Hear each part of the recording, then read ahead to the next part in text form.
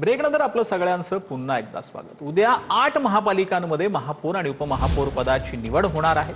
जळगाव, धुळे, कोल्हापूर, पिंपरी चिंचवडला उद्या महापौर मिळणार आहेत, तर नागपूर, अमरावती, सोलापूर, नाशिकमध्येही उद्या निवड पार पडणार आहे।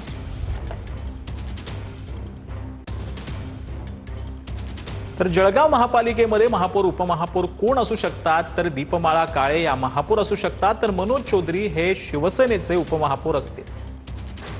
तर धुळ्यामध्ये महापालिका महापौर आणि उपमहापौर पदासाठी कुणाचा अर्ज आहे ते आपण पाहतो आहोत। मायादेवी परदेशी महापौर साठी अर्ज केलाय भाजपाकडून, तर ज्योत्स्ना पाटील उपमहापौर पदासाठी अर्ज भाजपाकडून त्यांनी केलेला आहे। तर कोल्हापूरमध्ये पालिकेमध्ये महापौर पदासाठी रुपराणी निकम यांनी भाजपाकडून अर्ज केलाय, तर दुर्वास कदम उपमहापौर पदासाठी अर्ज जो आहे तो काँग्रेसकडून केलेला आहे।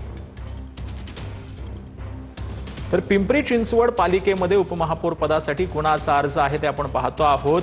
रवी लांडगे यांनी महापौर पदासाठी भाजपाकडून अर्ज केलाय, तर शर्मिला बाबर उपमहापौर पदासाठी भाजपाकडून अर्ज केलेला आहे। तर वैशाली काळभोर यांनी उपमहापौर पदासाठी एनसीपी अजित पवार गटाकडून अर्ज केलेला आहे। तर नागपूरमध्ये महापौर पदासाठी कुणाचा अर्ज आहे ते आपण पाहतो आहोत। नीता ठाकरे यांनी महापौर पदासाठी अर्ज केलाय, तर स्नेहल ठाकरे महापौर पदासाठी काँग्रेसकडून त्यांनी अर्ज दाखल केला।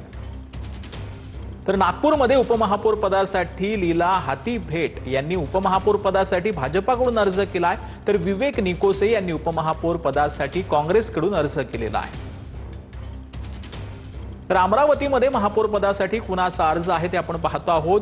श्रीचंद तेजवानी महापौर पदासाठी भाजपाकडून अर्ज केलाय, तर संजय शिरभाते यांनी महापौर पदासाठी अर्ज जो आहे तो काँग्रेसकडून दाखल केलेला आहे।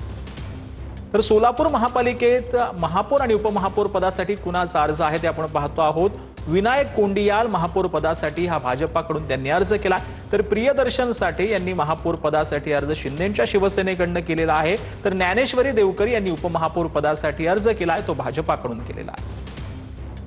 तर नाशिक महापालिकेमध्ये महापौर पदासाठी कुणाचा अर्ज आहे, तर हिमगौरी आडके महापौर पदासाठी अर्ज केलेला आहे भाजपाकडून, तर सीमा पवार यांनी महापौर पदासाठी अर्ज केलाय ठाकरेंच्या शिवसेनेकडून।